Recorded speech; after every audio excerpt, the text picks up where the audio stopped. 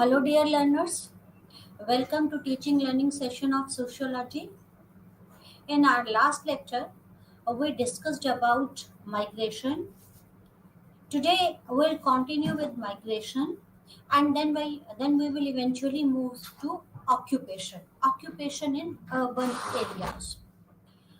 We discussed in last lecture. We discussed what is migration.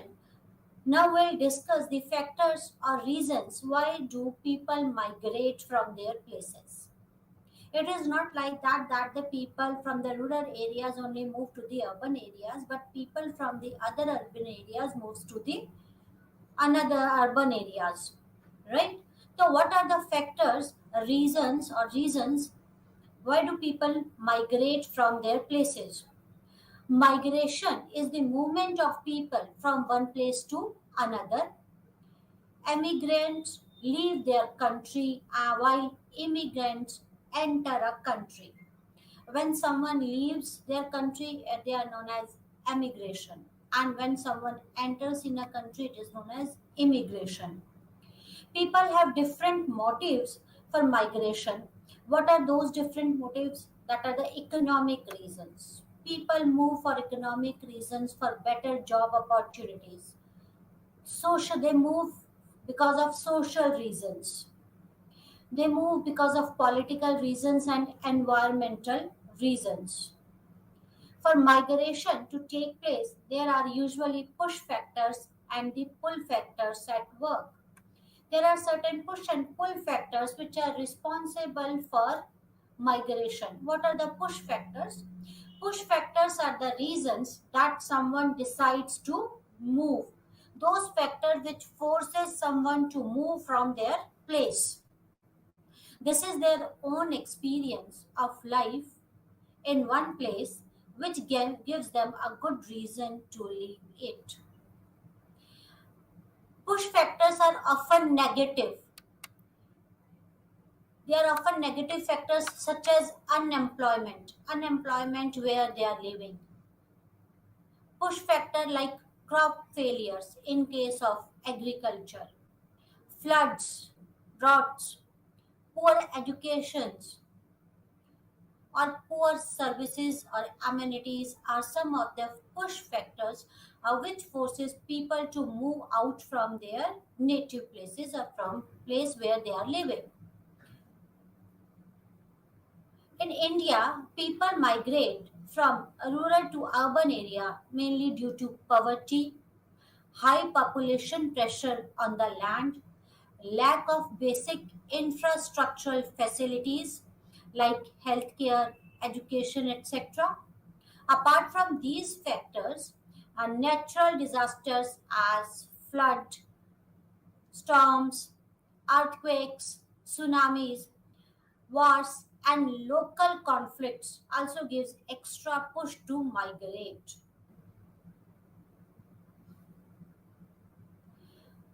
Pull factors. Pull factors are those factors which attracts people from rural areas to the cities. The most important pull factor for majority of the migrants is better opportunities. Push factors are those factors which pushes the people to move out from their places, and pull factor are those factors which attracts people to come, right? And what are those pull factors? Better opportunities like availability of regular work, more job opportunities. With more job opportunities, another pull factor is higher wages, better opportunities for education, better health facilities, and sources of entertainment are the pull factors. Push factors, unemployment is push factors, lack of basic infrastructure and amenities like education, health. While the pull factors are those factors which attracts people to come, right? Like job opportunities, more job opportunities, better wages, better education and health facilities, entertainment facilities, better political environment, better social environments. All these are the pull factors. which attracts the people. Type of the migration and the emerging trends and pattern of migration in India. There are various type of the migrations. First is rural migration. This type of migration restricts to a shorter distance movement as compared to other rural urban migration streams. When the people from one rural area moves to the another rural area, that is rural migration, and this is shorter distance movement as compared to rural urban migration. Next is rural urban migration, the classic push and pull forces that resulted in people from poor regions migrate to the richer or urban locations and resulted in rising population pressure and deteriorating land. There are various pulls and push factors which we discussed earlier that resulted the people from the rural areas to move from their native places and move from their places to some richer urban areas, and this resulted in rising population, higher population density, and deteriorating land conditions, because there is a limit of everything. After liberalization of Indian economy, this migration accelerated, which pushed more number of rural people to metropolitan area to seek better employment opportunities. Why people move to the urban areas? To seek better job opportunities, employment opportunities. And after liberalization, this movement accelerated because of availability of more job opportunities or employment opportunities. In rural areas, appalling poverty, unbearable unemployment, low and uncertain wages, uneconomic land holding, and inadequate facilities for education and other services work as a push factor. Hence, the rural urban migration is an outcome of lucrative opportunities available in urban areas. Next type of movement migration is urban migration, when people from a certain urban areas migrate or move to the other urban area. Urban migration was the third most significant migration stream after rural and rural urban migration. The increasing job opportunities in major cities as compared to the towns gave rise to the urban migration streams in India. People move from one city to another city, then again because of the more job opportunities, people move to the metropolitan cities, to Pune, Bombay, Bangalore, Delhi, Calcutta, Madras, because of more large or more job opportunities available in metropolitan cities than the job opportunities available in smaller cities. Next is urban rural migration, when people from the urban areas moves to the rural areas. This stream has the lowest volume of migration. Very few people move from urban to rural areas. Patriarchy, gender, and migration. There is a relationship of migration with gender and patriarchy system. Migration has been an age and selective process, as men are believed to be the breadwinners across many societies, and the institution of patriarchy determined women's migration resulting due to marriage and movement of family. Mostly women move because of their marriage. They migrate from their native place to their in-laws place. And the second reason is, the second reason for the movement of women is where they move because of the job opportunities, or because of the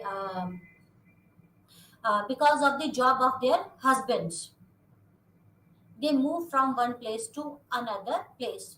But in recent times, there have been many social and economic changes, such as globalization, changes in structure of labor force, and rising education, leading to growing share of women among both international and internal migration. There are two factors, that is marriage. One factor is marriage. The people movement of women from one place to another is because of their marriage or because of the job of their husband. But now scenario is changing because of globalization. Women are moving or migrating from one place to another because of their own jobs, or because of the education purposes, right? So they move both internationally and internally. Mobility of women was controlled and carefully planned within this system, either through the normative structure such as local residence, or in the name of safety and security of women. Women's migration is dependent upon the movement of the husbands or other family members. Marriage emerges as predominant reason of migration of women. Migrants were relegated to low skilled, less paid, and less secure jobs of informal nature. Consequences of migration. Now, people move from one place to another, but there are certain consequences of this migration. What are these consequences? First is demographic consequences. Migration leads to the redistribution of population within the country. And the rural urban migration is one of the important factors contributing to the population growth of the cities. And this resulted in development of the slums in cities. This resulted in high population densities in urban area, right? So demographic areas, demographic reasons are there, demographic consequences are there. Age and skill selective out migration from rural areas have adverse effect on rural demographic structure, because people of a certain age moves out from the rural areas, so it impacts the rural demographic structure. And similarly with skills, skill set, that the skilled people move out from their rural native places, and this impacts the rural demographic structure. It causes imbalance in the sex ratio in place of origin and destination of migrants. So it contributes in disturbance in sex ratio in both, from where they are migrating to the place where they are migrating. Apart from demographic consequences, there are certain social consequences too, like migrant act as an agent of social change. It leads to intermixing of people from diverse culture, and it has a positive contribution such as evolution of composite culture and breaking through a narrow consideration, and widens up the mental horizon of people at large. But it has serious negative consequences too.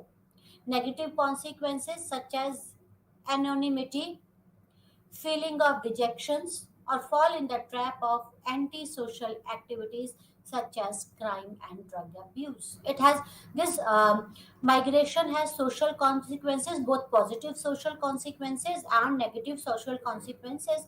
This migration is responsible for change in the social structure. There are certain positive social structure because people from the various background live together, so it helps in evolution of a composite culture. It has a certain negative culture, negative impact also, such as people don't know about each other, and they feel dejected because they don't accept each other, and because of this dejection they fall in the trap of antisocial activities.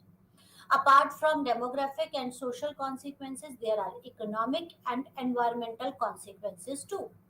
Overcrowding of people due to the migration has put pressure on existing social and physical infrastructure in urban areas. And this ultimately leads to unplanned growth of urban settlement and formation of slums and suburbs. Due to overexploitation of natural resources, cities are facing the acute problem of depletion of groundwater, air pollution, disposal of sewage, and management of solid wastes and housing problems, health, etc. Because of larger population density, there are certain environmental consequences. Cities or urban areas are facing certain environmental and economic consequences. There are political consequences of migration. Migration can have impact on politics in both the places which people live and those which they move. Government will have to make policies to attract migrants, to persuade migration to return, or to limit migration to ensure that they have access to skills that they need. Migration and migrants, a global overview. There is a global overview of about the migration and the migrant. International migrants may tend to gravitate towards high income countries. Their origin globally can be diverse. People move from one country to the another country, especially to those high income countries, because of better job opportunities and better wages. Some origin countries have high proportion of their nationals living abroad for economic, political, security, trade, or cultural reasons that may be contemporary or historical in nature.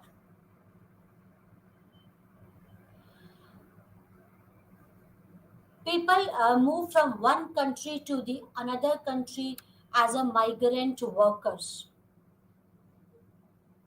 or they migrate as refugees or asylum seekers, especially political asylum seekers.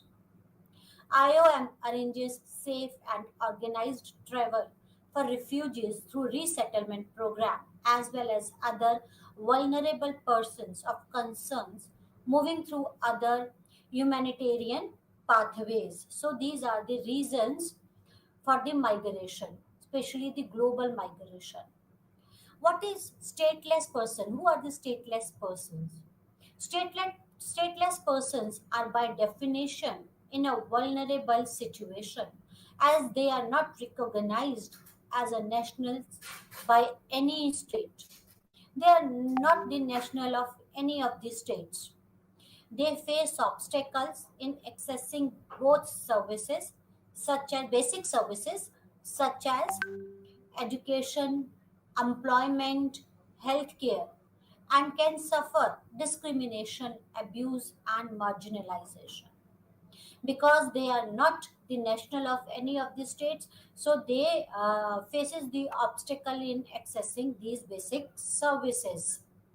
While stateless persons are not necessarily migrants, their situation involving vulnerability and lack of rights may lead them to migrate internally or across border.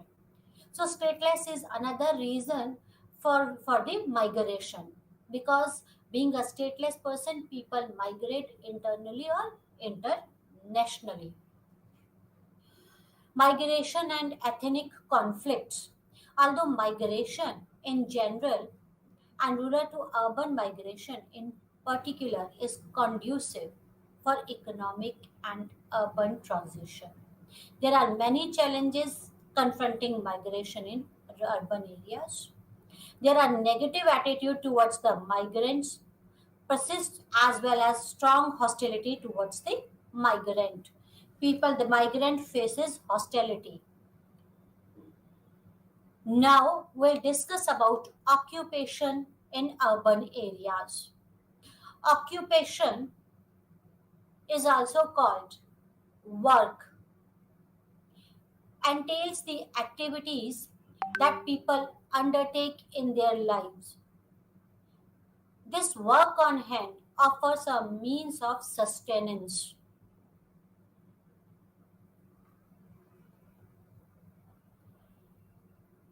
It organizes the overall life of a person in terms of giving a sense of identity. Occupation gives us a sense of identity. Organizing a day, creation of a working network, and the end of the day getting paid, which is a vital need for the survival. What is occupation? Occupation is a work and it is required for sustenance. It offers a means of sustenance. It organizes the life of a person. It gives identity to a person, a sense of identity to a person.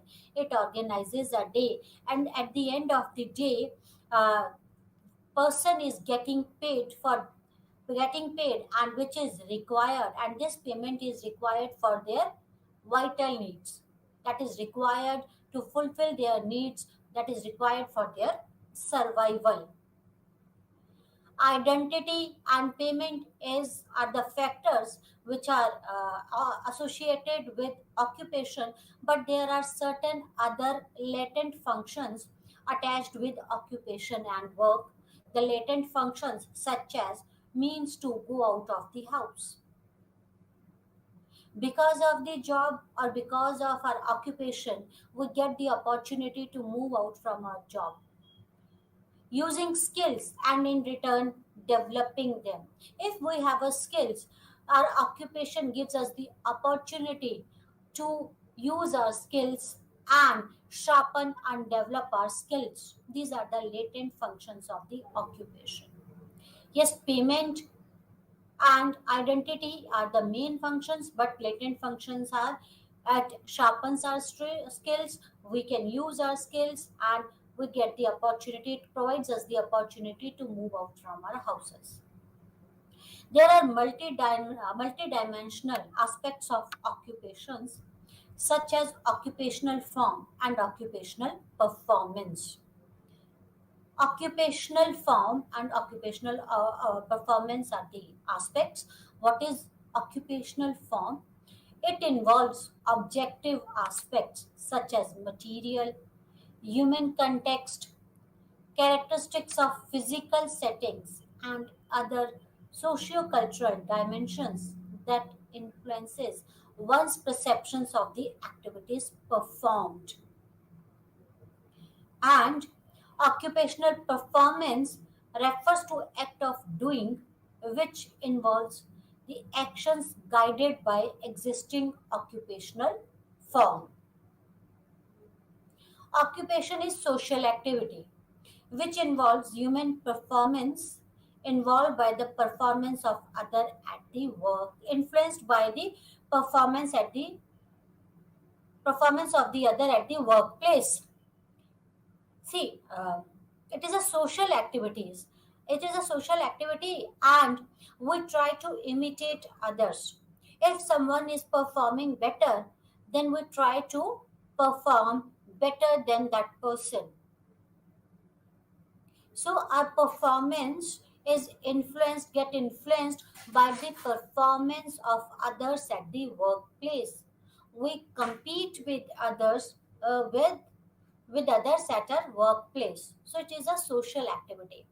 Social interaction that happens at the workplace involves the inculcation of a large set of skills which influences the way workers carry out their activities.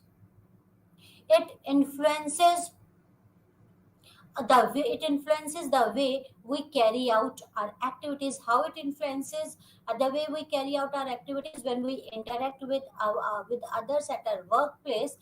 It it uh, uh, involves the inculcation of large sets of skills. We learn from each other when we work together. We learn from each other, and this develops our skills, and this influences us, or this influences the way we carry out our work. Occupation can generally be considered as method of allocating labor, which involves three fundamental occupational elements, such as particular group of a people, a particular type of a work, and an organized body or structure other than the workplace itself. Occupation involves, there are certain elements of the occupation, and these elements are known as the occupational elements, and these elements are the group of a people, particular group of a people, particular type of a work those people will perform, and an organized body and structure of the work. And apart from these, there is a workplace itself. The group of a people differ in terms of their experience, their skills, genders, right? So the group of the people or the labor differ from the each other. The second element, that is the type of a work, can be divided in terms of those activities, products, tools being used, and the customers. We allocate the work, the type of the work, according to the skills, according to the experiences, and at sometimes as per the gender, right? So this group of a people, and the second element, that is the that is the second element was the particular type of a work are associated with each other, right? So type of the work includes the type of the activities carried out in that particular work or occupation, then the tools being used, and the products. The term occupation, there exists a classification of occupations and division of people on the basis of their similarities and differences. And this is accordingly given similar or different roles and responsibilities. In any of the work, in any of the organization, there is a division of people, and we divide the people on the basis of their similarities or their differences. We make the group of the labor, we make the group of the our workforce according to their differences, according to their similarities, according to other factor like their skill set, their experiences, and other things, right? And according to their skill sets, we provide them roles. These roles could be different or could be same, similar roles or the different roles, right? Or we provide them the roles and the responsibilities. Two terms which are related to term occupations are the concept of task and skills. Task and skills are the two terms which are related to the occupation. What is task? Task refers to an element or a component of work activity which yields an output. It is an activity which gives us the output, right? Task, when we perform some task, we get the output. The task is a component or the element of the work which yields the output, which gives us the output. And the output can be in any form. It could be in the form of goods or services. When in manufacturing industry, it could be in the form of good, or in service industry, it could be in form of services, right? Skills, another factor is skills, and it entails the worker's capabilities to carry out certain type of work. Whether someone is capable to carry out that work or not, it totally depends on the skills of that individual. Task yields us the or gives us the output, while skills is the worker capability to carry out a certain task or type of a work. There exists a exchange system in which worker use their skills to produce goods in exchange for the wages. See, worker uses their skills, they perform a certain task to produce goods, to give the output. Why do they do this? Why they utilize their skill? Why they use their skills? They use their skills in exchange for wages. There is an exchange system in occupation. People put their efforts, uses their skills, and yields the output in exchange of the wages, and these wages are required for the sustenance of an individual, right? It is required to sustain. Occupational structure in India. The occupational structure can be defined as distribution or division of work according to different occupations. What is occupation structure? That is, we distribute or define the workers or division of workers. We define the distribution or division of workers according to the different occupation. There are at least 10 occupational categories ex- existent in India as per the Census of India Report 2011. As per the census report of 2011, there are the 10 categories, 10 occupational categories exist in India. Those categories are, these categories includes cultivators, that is related to agriculture, means farmers, and then agriculture laborers. Cultivators or farmers are those who owns their land. Apart from those who owns their land, the farmer, there are agricultural laborers who work for others in their fields, and in return they get wages, they get paid for their labor. Then the livestock. Third is livestock. Fourth, forestry. Forestry is again a type of occupation in India. Fifth, fishing and allied activities. Those who survives on the fishing industry, like fishermen, and those who export or imports those services. So, fishing and allied services, mining and quarrying. Those who depends on the mining industry. Mining is an occupation. Manufacturing and processing in household industry. Manufacturing and processing other than in household industry. There are two types of manufacturing. First is manufacturing processing in household industry, and manufacturing and processing other than in household industry. Then important is construction, trade and commerce. Then people are occupied or in transports. Transportation or transport is another type of occupation in India. Storage and communication. Other services in both private or state on formal and informal sectors.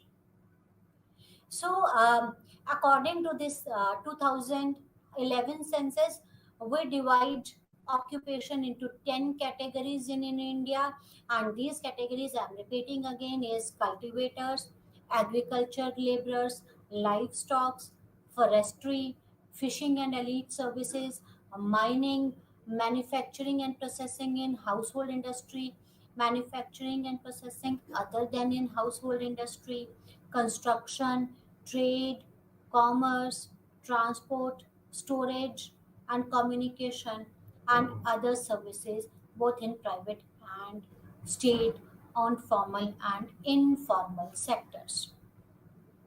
Among these 10 categories, the first three categories of cultivators, agricultural laborers, livestock, forestry, fishing, and elite services are considered as agriculture based occupations, and it contributes a lot in the GDP of India, right? So from the 10 categories we discussed, the categories like agricultural laborers, cultivators, livestock, forestry, fishing, and elite services are considered as the agriculture based occupation. These are the agriculture based occupation, while as other are considered as non agriculture occupation. All the 10 categories of occupations can be divided into three broad structures such as the primary, secondary, and tertiary. And apart from this, we divide the occupation into formal sector and informal sector. Formal sector where where we can define the profile of our job. Formal sector like jobs in private sectors or in some state-owned sectors, while the informal sectors like a rickshaw puller, like a vendor, a vegetable seller, all these comes in informal sector. A small shopkeeper is comes under informal sector, right? So and apart from this, we divide this occupation: agriculture based occupation and non agriculture based occupation, that the cultivators, fisheries, forestry, and agricultural laborers, and forestry, livestock, all these comes under the agriculture sector, while the other remaining 6 7 comes under the non-agriculture sectors. And all these 10 categories can be divided into structures such as the primary, secondary, and tertiary. Primary occupational structure. What is primary occupational structure? It involves the work of the laborers who directly use the natural resources extracted from the earth to make a living. That is, the laborers directly extract the resources from the earth and make their living from there. These resources are used in various primary economic sectors such as agriculture, forestry, fishing, and mining. These are the primary occupational structure. Because the in this, the laborer directly uses the natural resources to earn their wages or to make their living. Agriculture, we use natural resources. Fishing, mining, forestry. These kinds of jobs are carried out in the outside, and for this reason they are also called as red collar jobs. Red collar jobs, it is carried out outside, uh, outside, and it involves a lot of manpower. It requires manpower, physical, physical power is required to carry out these types of occupation, primary occupation. Second is secondary occupational structure. What is secondary occupational structure?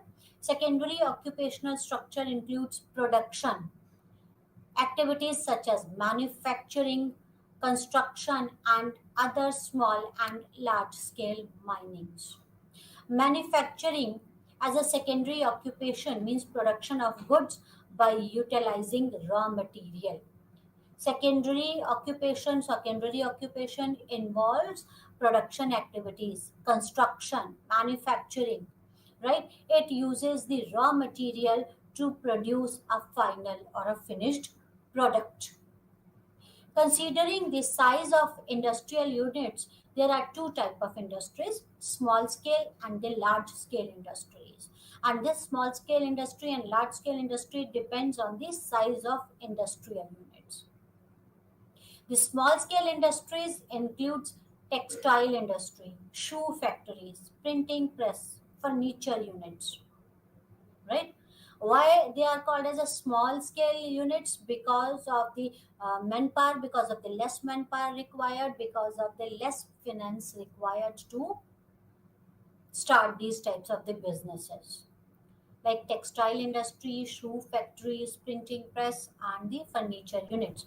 Larger industrial units includes the steel factories, automobile industry, metallic units such as aluminium, copper, etc. So these are the large scale units.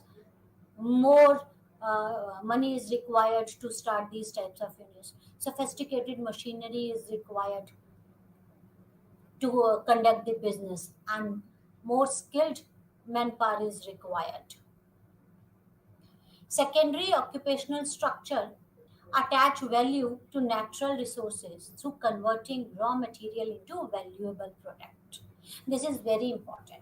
This the raw material as such is of no value or is of lesser value, and this secondary occupational structure increases the value of the raw material. It makes that raw material valuable. It converts that raw material into a valuable product. This kind of occupational structure is often termed as a blue collar job because it is carried out inside the factory. Right? It is carried out inside the factory. They are known as the blue collar job, but a majority of time the job is monotonous. A same type of skill is required. Factory workers, we call them as a blue collar, and these types of the secondary type of jobs are known as the blue collar jobs. Third type of occupational structure is tertiary occupational structure. This type of occupational structure has potential of generating high employment and opportunities. People engage in work at tertiary level, and the jobs at these levels are different in nature than the other two structures. This occupational structure is also called as the service sector, in which a number of services are provided by the workers involved in it. Tertiary structure is different from primary and secondary structure. It involves high job opportunities, right? And the tertiary level, the job at these levels are different in nature, and especially the jobs of the service industry, of the service sectors, comes under the tertiary job structure or tertiary structure, occupational structure, right? These services includes services in hotels, restaurants, transport and communication services, banking and insurance services, business services, as well as real estate services, services in public administration. So these type of the services which we get in our hotels, restaurants, and public administration, business services, insurance services comes under the tertiary occupational structure. In most of the developed countries, people engaged in tertiary occupation at very high rate than in developing countries. According to the World Development Report of 1983, around 45 to 50% of working people from the developed countries were working in tertiary sectors. In India, only around 20% of total working people were involved in tertiary occupations.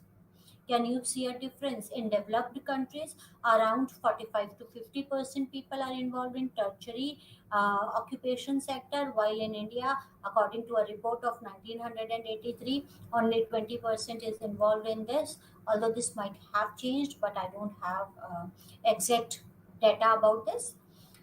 But still, it is on the lesser side. But 45 to 50% is involved in tertiary sector, and tertiary sector gives us more money, right? And gives us more job opportunities. This tertiary sector provides more job opportunities rather than the primary and secondary occupational sector. It is assumed that there will be an increase in the rate of economic development if people swing from primary occupational structure to secondary and tertiary occupational structure, right? And these types of jobs are known as white collar jobs. Tertiary jobs, tertiary occupational structure. This comes under the white collar jobs. These types of the jobs are known as the white collar jobs, while the primary jobs, the primary structure of the jobs, they are known as the red collar jobs, secondary blue collar jobs, and tertiary is white collar jobs. Classification of urban occupation. The Census of India 1991 has defined occupation as participation in any economically productive activity. So, what is occupation? As per the Census of India 1991, occupation is participation in any economically productive activity. This sort of participation in any economic activity can be physical activity, such as the actual work requiring physical strength, red collar jobs or the blue collar jobs, or it can also involve mental activity, such as effective supervision and direction of the worker. So any activity, whether it is related to the red collar job, white collar job, or the blue collar job, red collar, blue collar, or white collar job comes under which impacts the economical activity. It comes under the occupation, right? So any activity, whether it involves the physical activity or it is a mental activity, which helps in economic growth, right? Economic productivity is comes under the occupation. Occupation can also involve both paid and unpaid work. Paid work, we understand, when we use our skill, we get paid for those skills. That is the paid work. Unpaid work corresponds to the work done on the farm or in any family activity. When the people of a family, when all the members of a family work in their field, they don't get paid for this. That is the unpaid activity, but it helps in economic growth, right? So work done on any farm or in any family activity is unpaid type of the work. So occupation could be paid or unpaid. The occupation in urban spaces are divided into four types, and that is, in urban spaces, what type of occupations are there? These are the street workers, self-employed businessmen, factory workers, and organized sector, right? Street worker. Street workers sells goods and offer their services at public places such as street or other marketplaces. They play an important role in shaping the informal economy of any country. The first three, that is the street worker, businessman, or self-employed, and factory workers, all these comes under the unorganized sector or informal economy of the country. The street worker are those workers who sell their services or their goods in the street and offers their services in the streets or the marketplaces. And they play an important role in shaping up the informal activity or informal economy or unorganized sector. They are self-employed. For example, a rickshaw puller, vegetable vendor, cobbler, tea seller, ice cream seller, all are street vendors. And these street workers do not have a limited access to the formal market. They move from one place to another place, right? They don't divide or they don't go to any particular place. They don't have a limited access to a formal markets. They can move to any of the places. There is no restriction. There is no formal marketplace for these street vendors.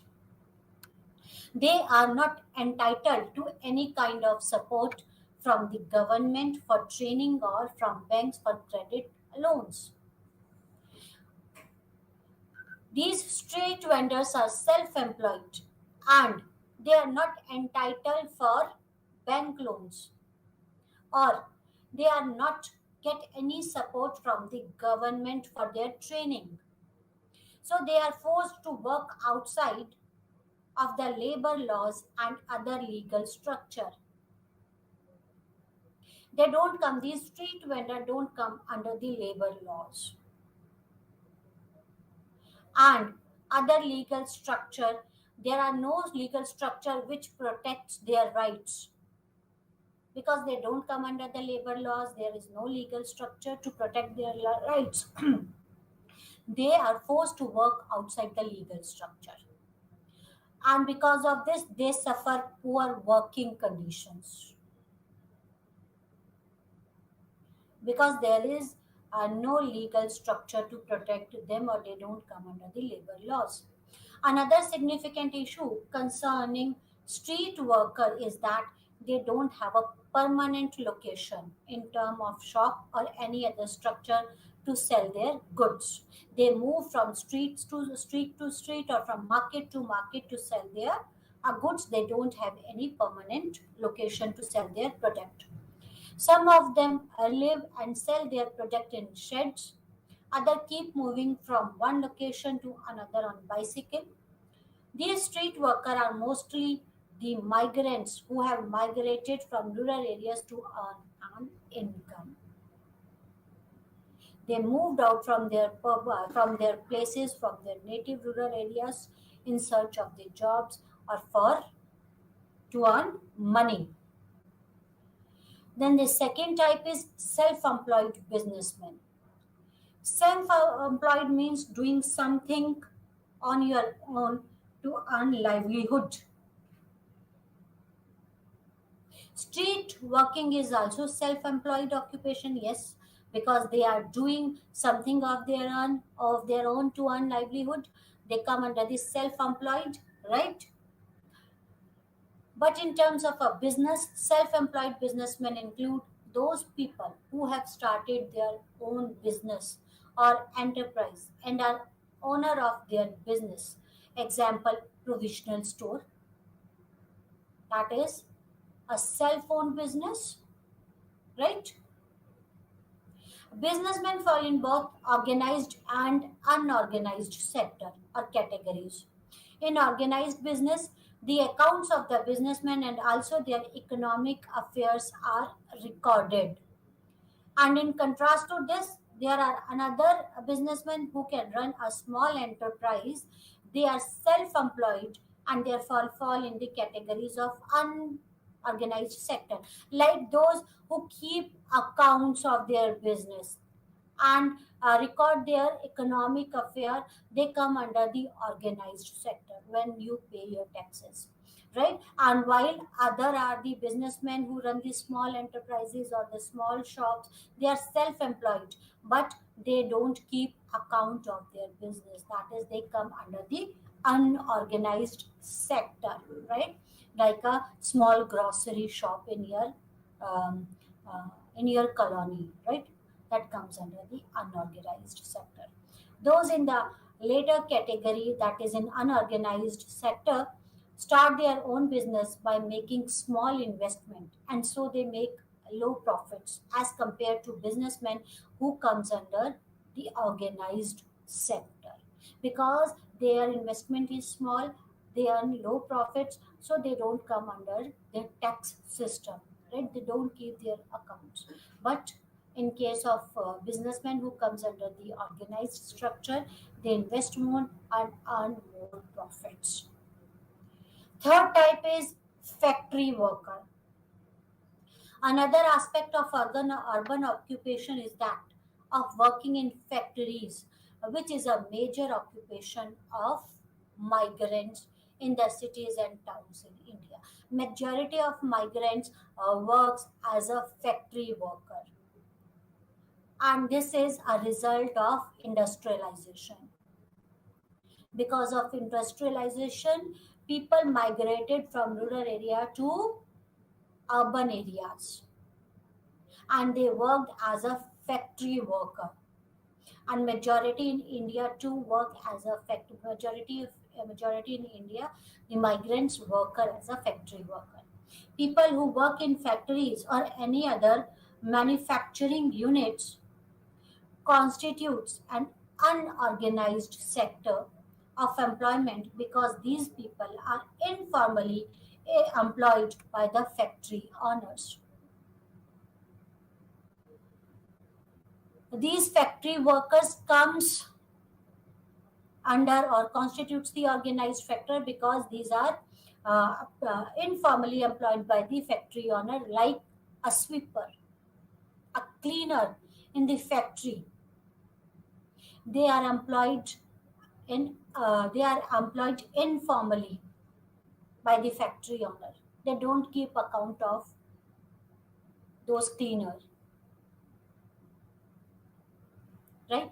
So they come under a rickshaw puller who used to who loads their goods or the raw material for them. They pay them wages, but they employ them informally. So they come under unorganized sector. Organized sector workers. Next is organized sector workers. Organized sector workers include those workers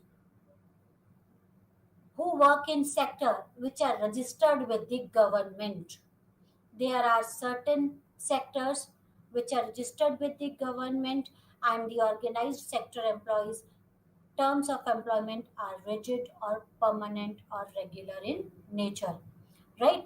The organized sectors are registered with government. When you want to open an industry or any um, unit, you have to register your unit.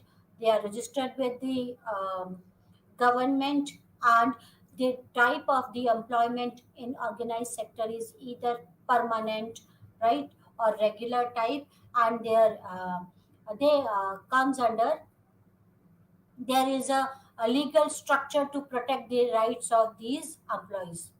Being considered as an organized structure, it is difficult process as it requires the proper registration with the government. Organized structure are regulated by the government, and they are liable to pay taxes also. Because you are registered with government, then you are liable to pay taxes, and it is required that there should be a permanent type or regular type of employment. The employees make high income on monthly basis, unlike the hourly work of wage-based laborers. These worker enjoys multiple benefits given to them by the sector they work in, and these provisions are provided to them by the government through legal structure or legal documents. They come under the legal documents. Legal structure is there to protect their rights, and labor laws, they come under the labor laws. Labor laws protect their rights, right? So the workers enjoy the various types of facilities and benefits which has been provided to them by their employer.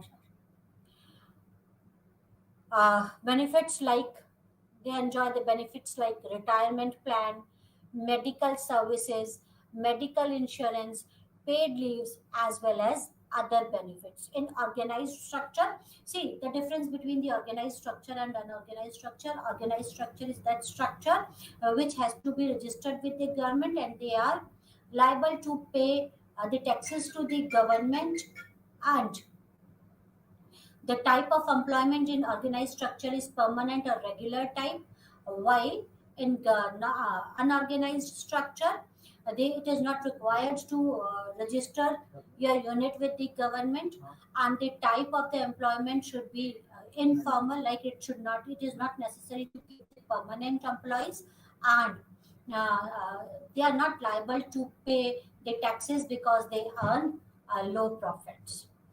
That's all for today. Thank you very much. In our next lecture, we'll start with a new topic. Namaskar.